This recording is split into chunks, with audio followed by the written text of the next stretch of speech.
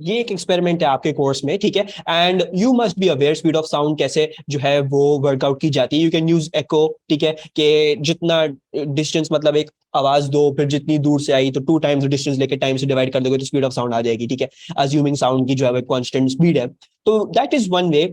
एक और ज्यादा अच्छा तरीका है, ज्यादा अच्छा तरीका, I would say much more reliable, echo पे और अपनी आवाज सुनने की सलाहियतों के अलावा you can use this experiment to work out the speed of sound, ठीक है जी।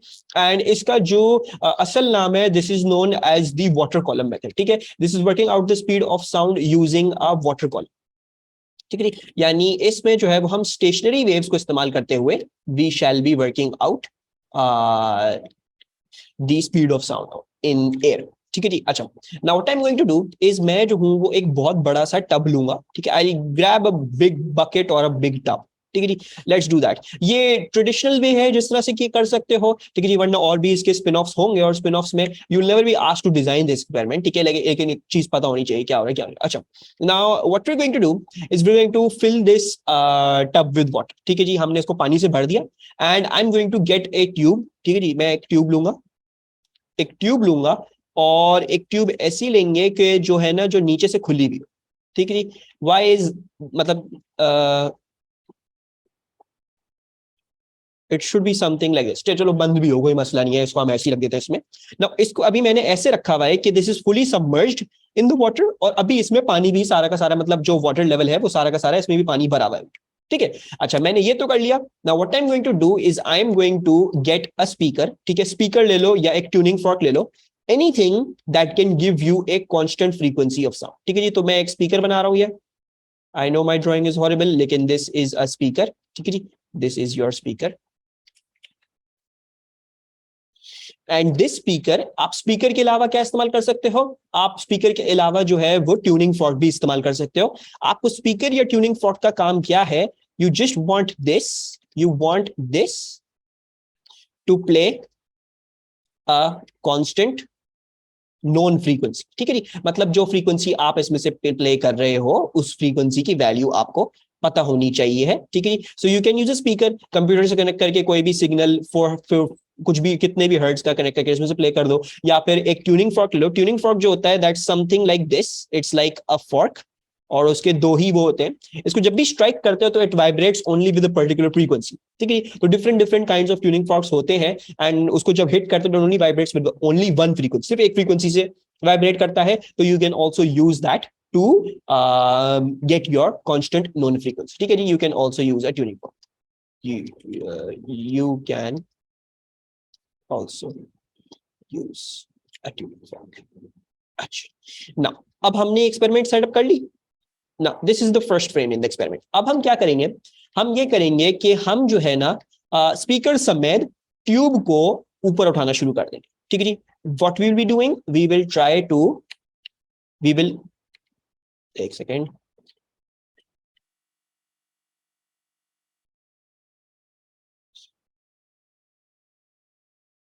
वी विल ट्राई, अब हम क्या करेंगे, हम इसको लिफ्ट करना शुरू करते हैं। हम इस ट्यूब को अब पानी में से लिफ्ट करते जाएंगे, लिफ्ट करते जाएंगे, लिफ्ट करते जाएंगे, ठीक है। अच्छा, लिफ्ट करते करते करते करते करते एक पॉइंट ऐसा आएगा, एक पॉइंट ऐसा आएगा कि आपको आवाज जो है ना ऐसा लगेगा एकदम से तेज हो गई, ठीक है जी। वैसे जितनी आवाज आप चला रहे थे, जितनी लाउड आप आवाज चला रहे थे वो चल रही होगी, लेकिन एक पॉइंट ऐसा आपको लगेगा यार आवाज एकदम से तेज हो गई, ठीक है जी। अच्छा, वो आवाज जो है वो तेज क्यों हो जाती है, वो इसलिए होती है बिकॉज उस पॉइंट पे इसमें एक स्टेशनरी वेव बन गई, ठीक है जी। Now what is the reasoning for that, भाई देखो स्टेशनरी वेव की फॉर्मेशन क्या थी, stationary wave is such that कि एक पॉइंट पे सब कुछ पूरा पूरा फेज में आता है, एक पॉइंट पे पूरा पूरा 180 degree out of phase cancel out होता है, ठीक है जी। तो बेसिकली ये जो स्टेशनरी वेव अगर साउंड में आप बनाओगे, अगर आप साउंड में स्टेशनरी वेव बनाओगे तो आपको एकदम से ऐसा लगे आवाज बहुत तेज हो गई। वो क्यों हो गया, वो इसलिए होगा क्योंकि एक जा रहा था जो रिफ्लेक्शन उस पर ओवरलैप करके उसने आवाज और तेज कर दी, ठीक है। हमने देखा ना कंस्ट्रक्टिव इंटरफेरेंस होती है, फिर डिस्ट्रक्टिव होती है, फिर कंस्ट्रक्टिव, फिर डिस्ट्रक्टिव। तो उस कंस्ट्रक्टिव की वजह से you will start hearing a louder sound, ठीक है जी। मतलब आपको वाज़ेह तौर पे आवाज आएगी कि एकदम से आवाज तेज हो गई। वो क्यों हो गई, because there is a stationary wave forming in this. अच्छा, ऑब्वियसली आप जैसे जैसे लिफ्ट कर रहे थे, जब आपको स्टेशनरी वेव मिली तो वो आपकी पहली हार्मोनिक होगी, ठीक है जी। एंड इस केस में कैसी बनेगी, इस केस में वो वाली बनेगी यहाँ पे एंटी नोड, बिकॉज आप स्पीकर के मुंह पे हो, और यहां पे ये पॉइंट ऑफ रिफ्लेक्शन है, so this shall be a node. तो एंटी नोड टू नोड वाली केस बनेगी और आपकी पहली हार्मोनिक बनेगी, so it should be looking like something like this, ठीक है जी। एंड इधर से रिफ्लेक्ट करके वापस जा रहा होगा, ठीक है। आई होप ये याद हो किस तरह से करेंगे। This was your wave, water surface sound wave को रिफ्लेक्ट कर रहा है, वाटर सरफेस साउंड वेव को रिफ्लेक्ट कर रहा है। अलमा क्या समझ नहीं आया? How the sound got louder? अच्छा बेसिकली देखो Alma, sound gets louder because stationary wave जो होती है ना, हमने देखा था जब मैंने पूरी फॉर्मेशन पढ़ाई थी, तो what did I teach you, एक वेव आगे जाती है एक वेव पीछे आती है, ठीक है। अच्छा फिर क्या होता है, एक टाइम पे आपको ऐसा मिलेगा कि दोनों कंस्ट्रक्टिवली इंटरफेयर कर रही है ना। फिर एक टाइम पे आपको मिलता है पूरी डिस्ट्रक्टिवली इंटरफेयर करती है, फिर एक टाइम पे मिलता है कंस्ट्रक्टिवली इंटरफेयर, फिर एक टाइम पे मिलता है डिस्ट्रक्टिवली इंटरफेयर, ठीक है। अच्छा ना, ये बार बार क्या होता है, बार बार ये होता है कि ये इसका एम्पलीट्यूड बहुत ज्यादा आता है फिर जीरो हो जाता है, फिर इसका एम्पलीट्यूड बहुत ज्यादा आता है फिर जीरो हो जाता है, फिर इसका एम्पलीट्यूड बहुत ज्यादा आता है, ठीक है। तो बिकॉज ऑफ दिस हैपन, मतलब देखो अगर दो वेव्स एक दूसरे के अंदर से जा रही हैं लेकिन वो स्टेशनरी वेव नहीं बना सकती, मतलब वो ऐसी नहीं है कि एक दूसरे को ओवरलैप करके एक दफा कंस्ट्रक्टिव देती है फिर एक दफा डिस्ट्रक्टिव देती है, तो वो उल्टी सीधी, मतलब they won't be giving you a periodic loud sound या पीरियोडिक मतलब कंप्लीटली कैंसल्ड आउट साउंड। वो आपको क्या दे रही है, वो प्रॉपर्ली सुपरपोज ही नहीं करेंगे। स्टेशनरी वेव जो फॉर्म होती है, दे सुपरपोज एंड सुपरपोज इन अ वे कि एक कंस्ट्रक्टिव आता है फिर डिस्ट्रक्टिव फिर constructive, right, constructive destructive constructive destructive. तो बिकॉज ऑफ दिस हैपनिंग, क्योंकि बार बार वेव्स, अब देखो अगर मैंने एक ऐसी फ्रीक्वेंसी लगा ली, मेरी एक ऐसी लेंथ आ गई, एक ऐसी वेवलेंथ आ गई है, तो फिर क्या होगा, ये होगा कि I will get constructive interference फिर डिस्ट्रक्टिव फिर कंस्ट्रक्टिव। अब जो ये पीरियोडिक कंस्ट्रक्टिव डिस्ट्रक्टिव हो रहा है, मुझे अब एक कह लो कि एक प्रॉपर एक यूनिफॉर्म तरीके से मुझे ऐसा लगना शुरू हो जाएगा कि there is being a loud sound, ठीक है। Why? Because the waves are also constructive interfere, हाँ that is true, they also destructive interfere when forming a stationary wave. लेकिन लेकिन लेकिन लेकिन लेकिन you need to understand this कि stationary wave जो फॉर्म होती है that happens because of a superposition that is very very very well made, मतलब हल्की सी भी आउट ना हो वेव्स, मतलब ये हो कि एक दफा पूरा ओवरलैप करे और एक दफा ये हो कंप्लीटली 180 ग्राड। तो जब जब ये कंप्लीटली ओवरलैप करेंगी ना, तब तब ये आवाज तेज देंगी, ठीक है। अब क्योंकि ये बेसिकली एक साउंड वेव है, साउंड वेव क्या, ऑसिलेशन ऑफ पार्टिकल्स, एक पर्टिकुलर फ्रीक्वेंसी पे जो है वो आवाज प्ले हो रही है, तो this basically mimics a sound wave और बेसिकली आवाज आपको तेज मिलेगी। अब क्यों? Because you have these constructive interferences happening periodically at all times, सही है। So in tube one stationary form wave form नहीं हो रही, सो इन ट्यूब एक स्टेशनरी वेव फॉर्म नहीं हो रही, नहीं अलमा एक ही स्टेशनरी वेव फॉर्म हो रही है। बेसिकली देखो हमने पढ़ा था ना कल कि जो स्टेशनरी वेव फॉर्म होती है that only forms at particular lengths, ठीक है, particular lengths and particular frequencies. अब अगर एक लेंथ है तो फ्रीक्वेंसी वैरी करके हम उसमें क्या करते थे, हम उसमें अपनी स्टेशनरी वेव बनाते थे, है ना।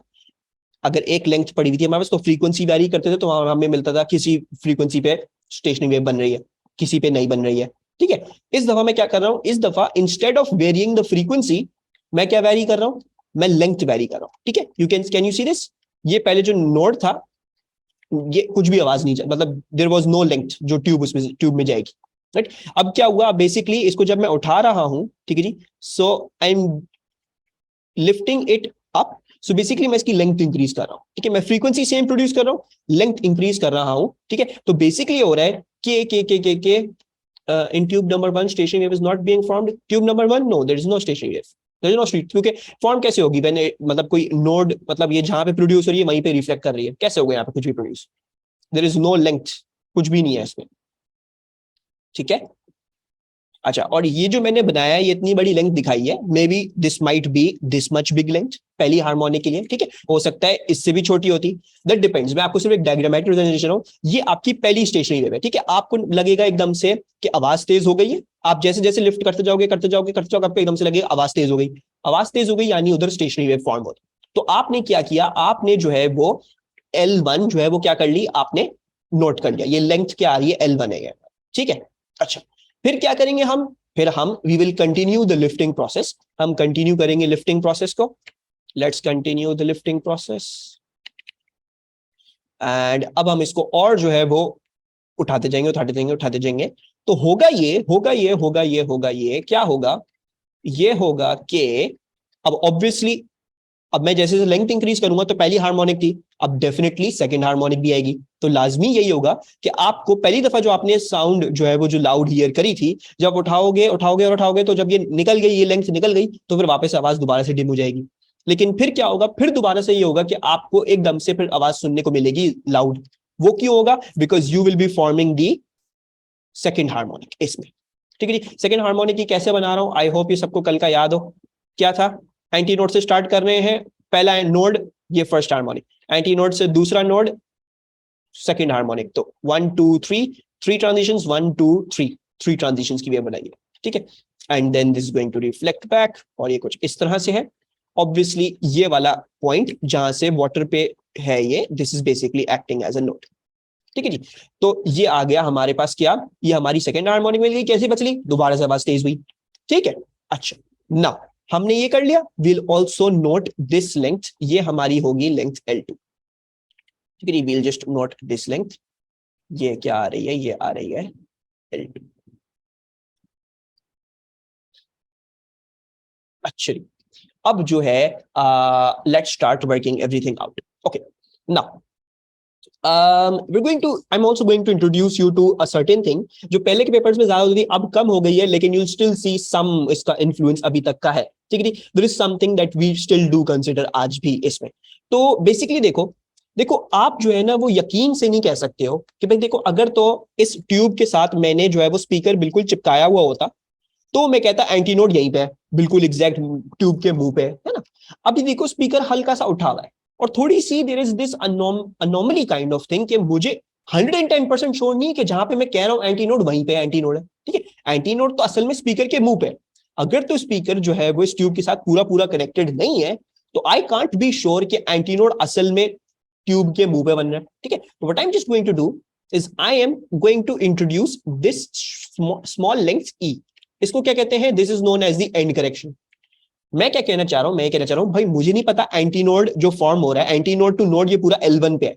I am saying may be मेरी कुछ इनकंसिस्टेंसी की वजह से ये जो एंटीनोड मैं जहां कह रहा हूं वो शायद गलत कह रहा हूं। तो मैं क्या कह रहा हूं, मैं ये कह रहा हूं के now you can see this is one transition यानी quarter lambda. So I am saying is lambda upon 4 बजाय L1 अज्यूम करने के, क्योंकि बिकॉज ऑफ दिस इनकंसिस्टेंसी, मेरी एक्सपेरिमेंटल इनकंसिस्टेंसी, मैं क्या कहूंगा, मैं L1 प्लस ई बोल।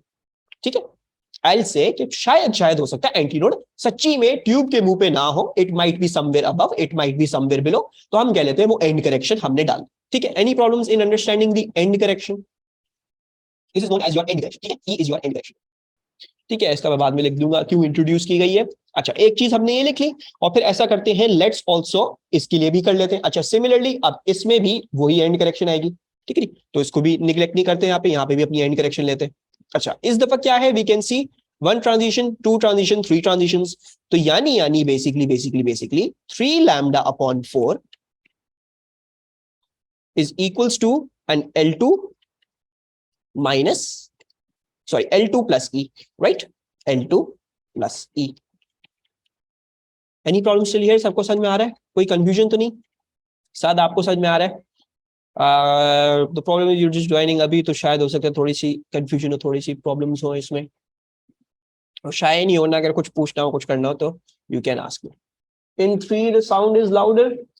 3 yes Alma, definitely ना। देखो, जब भी स्टेशनरी वेव बनेगी साउंड में, आपको ऐसा मालूम होगा कि ना आवाज तेज हो गई, आपको ऐसा मालूम होगा। क्यों? बिकॉज कंस्ट्रक्टिव इंटरफेरेंस, फिर डिस्ट्रक्टिव, कंस्ट्रक्टिव।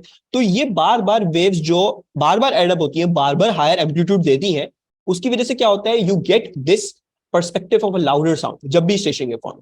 तो चाहे हम ओहो थोड़ा सा है, because we just started waves in class. Okay साथ दैट्स एंड करेक्शन क्यों आता है, अब्दुल्ला एक्सप्लेन दैट अगेन। हाँ, तो Alma did you get my point? I was saying क्या कहता हूं, I don't remember your question even, क्या था क्वेश्चन इज या तो जब भी स्टेशनरी वेव फॉर्म हो रही है तो yes you will hear a louder sound, you will hear a louder sound. ठीक है जी, स्टेशनरी वेव को साउंड वेव्स में स्टेशनरी वेव को पहचानने का तरीका यही है, you will hear a louder sound. ठीक है, तो बेसिकली फर्स्ट हार्मोनिक पे भी लाउड साउंड, सेकंड हार्मोनिक पे भी लाउड साउंड, इसी तरह थर्ड होती, फोर्थ होती, फिफ्थ होती, लाउड साउंड मिल दी आपको। ठीक है, अच्छा अब्दुल्ला, एंड करेक्शन इसलिए इंट्रोड्यूस हो रही है but why is it louder than 2? नहीं, no no no, Alma it's not louder than 2, it's not louder than 2। Basically देखो देखो, 1 क्या था, नो स्टेशनरी वेव फॉर्मिंग, हमें कुछ नहीं मिला, ठीक है। अच्छा, अब बेसिकली ये कहो कि ये आप उसको जो है वो ऊपर लिफ्ट अप कर, ठीक है, यूर लिफ्टिंग इट अप। अच्छा, नाउ पोजीशन 1 पे आपको आपको zero amplitude, let's say your hearing, मतलब ये आपकी जो एम्पलीट्यूड जो आप इसमें से प्ले कर रहे थे आपको वही मिल रहा है, ठीक है। आप इसको लिफ्ट कर रहे हो, लिफ्ट कर रहे हो, लिफ्ट कर रहे हो, एक पॉइंट आता है एकदम से L1 का, L1 पे आपको एकदम से एक लाउड साउंड मिलना शुरू हो जाती है, you start hearing a loud sound. अच्छा, लेकिन फिर क्या होगा, जब आप इसको और लिफ्ट करोगे तो इवेंचुअली फिर ये स्टेशन वेव फॉर्म नहीं हो सकती, क्योंकि फिर आपने L1 को खराब कर दिया, L1 को बढ़ा दिया, तो फिर क्या होगा, ये डाई आउट हो जाएगी, right, it dies out. And then जब L2 पे पहुंचते हो फिर दोबारा से एक लाउडर साउंड मिलना शुरू होगा। So that's the thing that's happening, L1 and L2 both will give you a louder sound, लेकिन इनके बीच में जो होगा फेज जिसमें स्टेशनरी वेव नहीं बन रही है उसमें लाउड साउंड नहीं मिलेगी, ठीक है, दैट्स द थिंग। अच्छा, और क्या चीज थी, अब्दुल्ला पूछ रहे थे एंड करेक्शन क्यों इंट्रोड्यूस होती है। यस, एंड करेक्शन इसलिए इंट्रोड्यूस होती है अब्दुल्ला, बेसिकली देखो इसी में चलते हैं। जैसे देखो ये मैंने बनाया ना स्पीकर, ठीक है जी, मैंने ये स्पीकर बनाया, मैंने ये वाली केस बनाई, ठीक है। अच्छा, अब इसमें तो मैंने अज्यूम ये किया है कि भाई देखो मैंने क्या कहा था, एंटी नोड पे, यानी मतलब जो सोर्स है आपकी, जो भी चीज है सोर्स, वहां पे एंटी नोड बने, whatever is your source you will find an anti node over there, है ना। अच्छा, अब ये जो एंटी नोड मैं ले रहा था, जो मैंने पूरा पहले सॉल्व किया, मैंने एंटी नोड हमेशा लेंथ L के बिल्कुल स्टार्टिंग पे लिया है, राइट। जब ही तो मैंने ये कहा कि लैम्डा अपॉन 4L है, इसमें मैंने 3 लैम्डा अपॉन 4L कहा, मैंने उसमें 5 लैम्डा अपॉन 4L कहा। वो क्यों कहा, क्योंकि मैं कहता मेरे मुताबिक एंटी नोड जो है वो इस ट्यूब के मुंह पे बनना चाहिए, ठीक है। लेकिन प्रॉब्लम क्या है अब्दुल्ला, प्रॉब्लम ये है कि देखो स्पीकर है, आपकी कुछ एक्सपेरिमेंटल इनकंसिस्टेंसीज भी हो सकती हैं, आपकी कुछ एक्सपेरिमेंटल इनकंसिस्टेंसीज भी हो सकती हैं। तो we have no idea for sure कि जहां पे आप ये कह रहे हो कि एंटीनोड यहां पे बन रहा है, लाजिमन ये ट्यूब के लेंथ L के स्टार्टिंग पे बन रहा है, हो सकता है शायद वो यहां ना बन रहा हो सकता है वो शायद एंटीनोड जो है वो यहां पे बन रहा हो सकता है एंटीनोड जो है वो यहां पे बन रहा हो, स्पीकर के अंदर बन रहा हो, काफी अंदर जाके, we have no idea for sure, ठीक है। That's because of this inconsistent speaker का अगर शेप देखा भी होगा तो speaker is like a cone ना, ये अंदर से यहाँ पे टेपर्ड होता है, अंदर की तरफ जा रहा होता है, just like a cone that's going inside. तो we have no idea for sure कि एंटीनोड जो बन रहा है वो स्पीकर के मुंह पे बन रहा है, कि स्पीकर के मुंह से आगे बन रहा है, कोन के अंदर बन रहा है, कोन के हाफ पे बन रहा है, कहां बन रहा है। उस सिर्फ उस इनकंसिस्टेंसी की वजह से what I am taking that end correction, मैं कह रहा हूं कि we have an end correction, ठीक है। सो बस उसको अकाउंट करने के लिए, एक तरीके से अपनी एक्सपेरिमेंट को फुल प्रूफ बनाने के लिए, आई एम सेइंग कि यार जो एंटीनोड आप बोल रहे हो ना लेंथ L1 पे बन रहा है, लेंथ L1 की स्टार्ट पे बन रहा है, हो सकता है वहां पे नहीं बन रहा, हो सकता है L1 से कुछ ज्यादा बन रहा हो, या हो सकता है L1 से कुछ कम पे हो तो प्लस ई डाल लें, अगर ई कम होगा तो माइनस में आ जाएगा, ठीक है, ठीक है। अच्छा, ना अब जब मैंने ये कहा कि lambda upon 4 equals to L1 plus e, and I said 3 lambda upon 4 equals to L2 plus e, end correction same लिए दोनों केसेस में, ठीक है, क्योंकि एक ही स्पीकर है, एक ही ट्यूब है, बस लिफ्ट कर रहे हैं ऊपर और कुछ चेंज नहीं किया, एंड करेक्शन हमने सेम दी। एक काम करते हैं, एंड करेक्शन को सब्जेक्ट बना लेते हैं, तो लैम्डा अपॉन 4 माइनस L1 ये बन गया।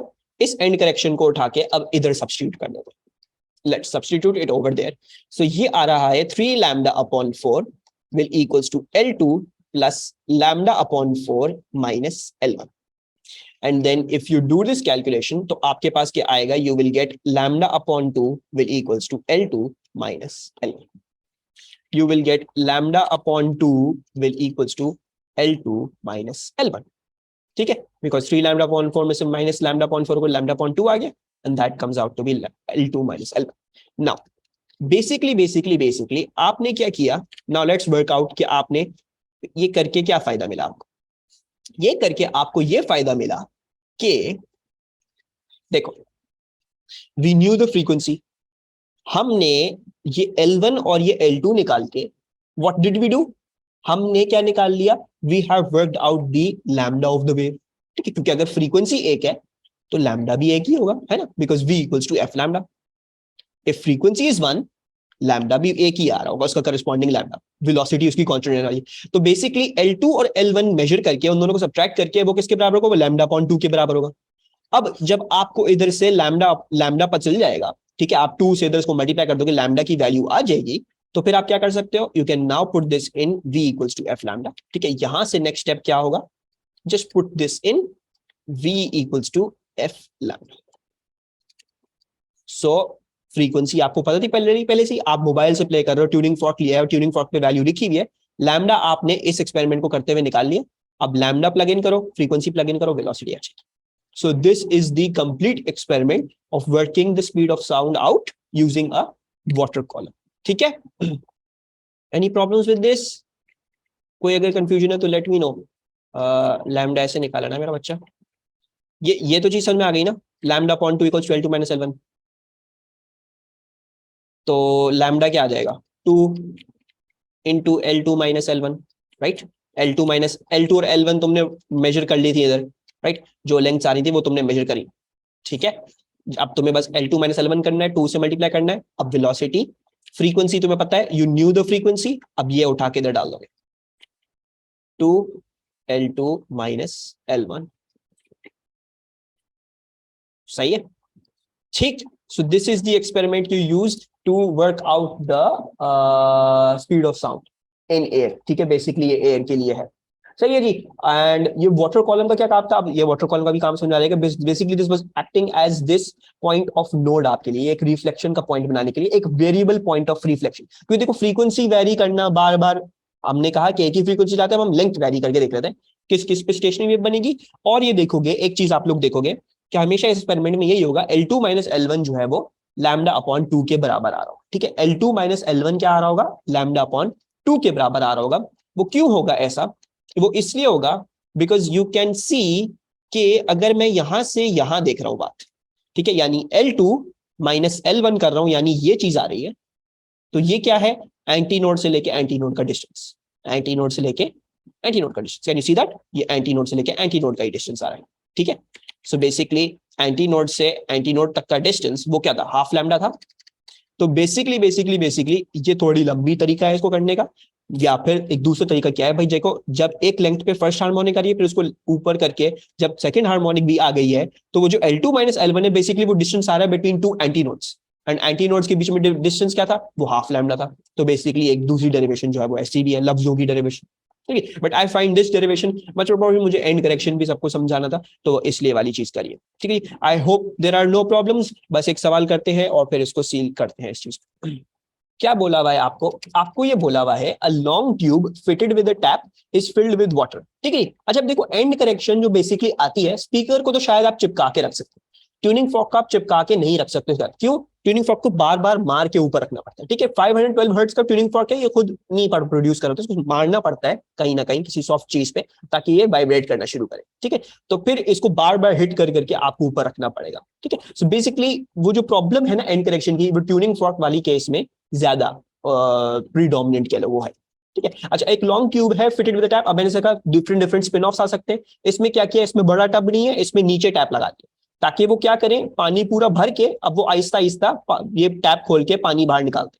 तो आपको उन्होंने पहली हार्मोनिक इस तरह से दिखा दी, ये पहली हार्मोनिक इस तरह से आ रही है, एंड देन डेफिनेटली उन्होंने बताया हुआ भी होगा, loud sound is first heard when the water level is as shown in figure 6.1 and then again when the water level is shown as figure 6.2। तो ये ऑब्वियसली आपकी सेकंड हार्मोनिक होगी, पहली harmonic and then you will be having second harmonic. ठीक है, एक काम करते हैं, हम अपनी सेकंड हार्मोनिक बना भी लेते हैं। अच्छा मेरे ख्याल से ने पूछा भी है, in figure 6.1 illustrates the stationary wave produced in the tube. On figure 6.2 sketch the form of the stationary wave set up in the tube. ठीक है जी, तो ऐसा करते हैं, इसमें हम स्टेशनरी वेव का फॉर्म बना लेते हैं। अगर आप लोगों को प्रॉब्लम हो तो डू मेक दिस वेव और फिर उसमें देख लो कौन सी केस है, एंटी नोड टू नोड वाली केस। ठीक है जी, दिस वाली experiment will always be an anti node to node वाली केस। थर्ड भी तो हो सकती है, how do we know second produce होगी, क्योंकि बेसिकली देखो सब कुछ सक्सेशन में चल रहा है। पहली के बाद क्या आएगी, पहली के बाद फौरन दूसरी आएगी, फिर तीसरी आएगी। अगर हम दूसरी स्किप कर देते तो फिर तीसरी आती, हमने दूसरी स्किप नहीं करी। उन्होंने बोला loud sound is first heard and then again, उसके फौरन बाद, मतलब कम कर रहे थे, कम कर रहे थे, उसके फौरन बाद आपको, तो बीच में ऑब्वियसली थर्ड की भी से पहले सेकंड आने वाली है। ठीक है, एक वेव ये इस तरह से। अब अगर आपको प्रॉब्लम होती है एंटी नोड से स्टार्ट करना, तो this is your starting point. ठीक है, and then you need to go to the second node. तो ये पहला वाला नोड था, वो उन्होंने बना दिया आपके लिए, ये सेकंड नोड है। So basically 3 lambda upon 4, right. So it's basically going to be something like this, कुछ ऐसा बनेगा। आई होप सबको समझ में आता हो कि the waves I draw over here, ठीक है, एंड देन ये रिफ्लेक्ट कर रहा है। कोई भी चीज में कंफ्यूजन हो तो डू लेट मी नो, क्योंकि लिटरली आखिरी सवाल है जो मैं स्टेशनरी वेव्स का करने वाला हूँ, ठीक है। सो ये मैंने बना दिया, एक ट्रांजिशन, दो ट्रांजिशन, तीन ट्रांजिशन, ठीक है, एक दो तीन, तीन ट्रांजिशन की मैंने वेव बना दी। फिर mark with letter N the positions of any nodes on the stationary wave, तो मार्क कर देते हैं, यहां से ये ए हटा देते हैं और ये भी हटा देते हैं। एन से मार्क करना है तो एक नोड तो हमने मार्क कर लिया, जो अक्सर बच्चे भूल जाएंगे, पॉइंट ऑफ रिफ्लेक्शन में नोड बनाना भूल जाएंगे, और एक नोड जो है वो ये आ रहा है, ठीक है। So these are our two nodes. There shall be only two nodes in the second harmonic. अच्छा, फिर क्या बोल रहे हैं? The frequency of the fork is 512 hertz. Reflected wave बनाना जरूरी है अलमा, नॉट दैट जरूरी, लेकिन देखो इन्होंने रिफ्लेक्टेड वेव बना के दिखाई है, तो मैंने भी इसलिए जो है वो क्या किया, मैंने रिफ्लेक्टेड बना के दिखाया। अगर वो नहीं बनाते तो शायद I would have just drawn वो वाली सिर्फ, ठीक है। अच्छा, the frequency of the fork is 512 hertz and the difference in height of the water level for the two positions where a loud sound is heard is 32.4. Calculate the speed of the sound in tube. ये क्या दिया हुआ है आपको? ये आपको L2 minus L1 दिया हुआ है, L2 और L1 के बीच का गैप दिया हुआ है, ठीक है। अच्छा, अब देखो, अब और भी चीज क्लियर हो गई होगी, नोड और node, can you see that? Node और नोड के बीच का डिस्टेंस आ रहा है, नोड के एंड नोड के बीच का डिस्टेंस क्या था? वो भी हाफ लैम्डा था, तो बेसिकली 32.4 क्या आ रहा है? That should be equals to a half lambda, ठीक है जी। So basically 32.4 centimetres into 10 to the power minus 2 shall be equals to a half lambda, and therefore lambda क्या आ रहा है हमारे पास? lambda आ रहा है 64.8 into 10 to the power minus 2, and then v equals to f lambda, frequency क्या है? 512 है, so 512 lambda plug in कर लेते हैं, 64.8 into 10 to the power minus 2. So what is the answer that we're getting? और मुझे सब ये क्लियर करो, आसान लगा, समझ में आया वाला क्वेश्चन? 331.7, अच्छा ठीक है, 331.776 एंड देन 3 significant, सो ये क्या आ रहा है? ये आएगा 3 significant द ग्राउंड ऑफ 332, ठीक है। अच्छा, any problem with this question? समझ में आया? अब देखो इसमें तो काफी क्लियर था, ये नोड से नोड का डिस्टेंस उन्होंने दिखा के दे दिया, ठीक है।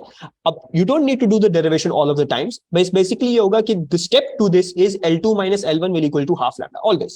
That's the basic step in this experiment, ठीक है, जिससे सारी कैलकुलेशन हो। अगर डेरिवेशन आ जाए तो यू कैन यूज दिस, या आप इस तरह से भी करके दिखा सकते थे, ठीक है। आप मतलब ये दिखा दे कि भाई ये नोड आ रहा है, ये नोड आ रहा है, अब देखो जो हाफ लैम्डा होगा डिस्टेंस, तो वो भी तरीका, इट्स अप टू यू, ठीक है। मैंने आपको ये क्यों करके दिखाया? क्योंकि देखोगे नेक्स्ट क्वेश्चन ये बोल रहे हैं, क्या बोल रहे हैं?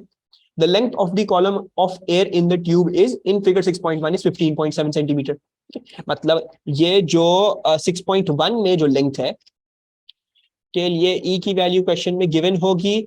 अच्छा, अलमा, ई की वैल्यू क्वेश्चन में नहीं दी होगी, ठीक है। बेसिकली देखो, जो मैंने डेरिवेशन करके दिखाई उसमें मैंने क्या किया, मुझे ये पता होने की जरूरत नहीं है ई क्या है, I don't really need to know E क्या है, क्योंकि मैं क्या करूंगा, मैं ई को कैंसिल आउट कर रहा हूं, मैं उसको सब्स्टिट्यूट करके बाहर ही निकाल, वैसे भी निकाल, तो ई पता हो या ना पता हो उसका कुछ फर्क ही नहीं पड़ रहा। I am basically using this E for the substitution, ठीक है। तो if they don't give you that e, it's perfectly okay, we don't need that e, ठीक है।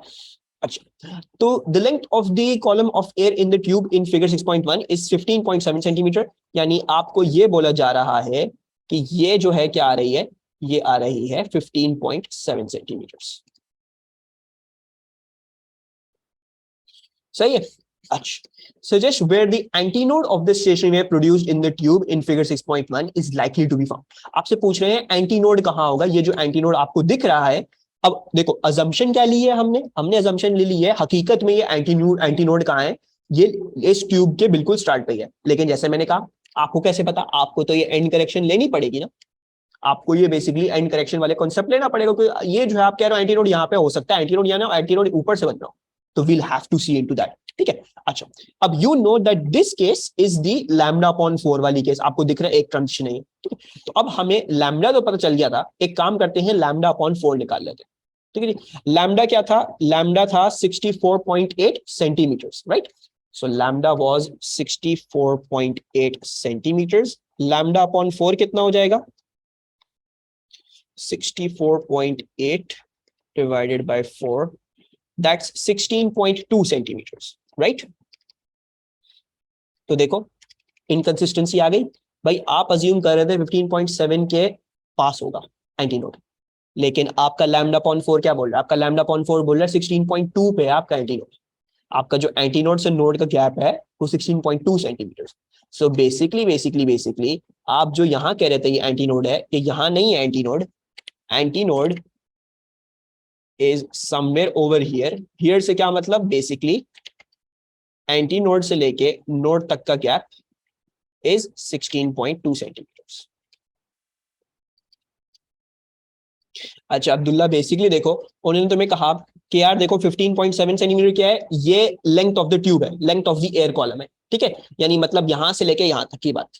अब आपसे ये पूछ रहे हैं कि ये तो हमने आपको बता दिया, ठीक है? आप हमें ये बताओ कि where the antinode of the stationary wave is likely to be found. मतलब ये जो एंटीनोड आप जो कह रहे हो ये हकीकत में इधर ही है, मतलब जहां पे आपने अज्यूम किया है वहां से आपने कैलकुलेशन लेके करी है, हकीकत में क्या ये वहीं पे है या फिर ये कहीं ऊपर है या ये कहीं नीचे है? बेसिकली क्वेश्चन ये है, ठीक है? अच्छा, तो बेसिकली मैंने क्या किया, अब ऑब्वियसली कुछ ना कुछ पर्सपेक्टिव चाहिए, कैसे निकालूंगे?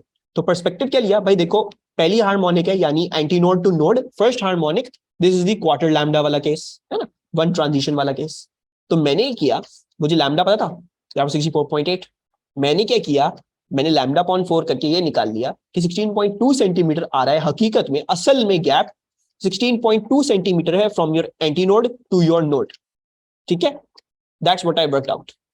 मैंने निकाला एंटीनोड से लेकर नोड तक का जो गैप है, असल में जो मैथमेटिक्स मेरी बता रही है वो बता रही है 16.2 सेंटीमीटर, है ना?